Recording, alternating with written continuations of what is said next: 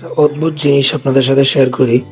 মুরগি ডিম নিয়ে এরকম বসে, নর্মাল হাঁস কিন্তু বসে না। ওইটা ডিম মুরগির নিচে দিয়ে ফোটায়। তো এই রাজহাঁসটা কিন্তু ডিম নিয়ে বসে।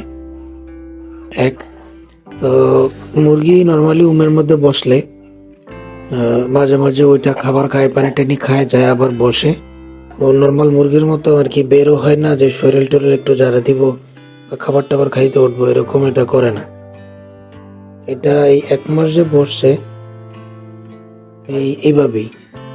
এখানে যদি পানি আর খাবার আইনা দেয়, মন চাইলে একটু খায়, না মন চাইলে খায় না। যেভাবে দেয় ওগুলো আবার ওইভাবে ফেরত নিয়ে যায়।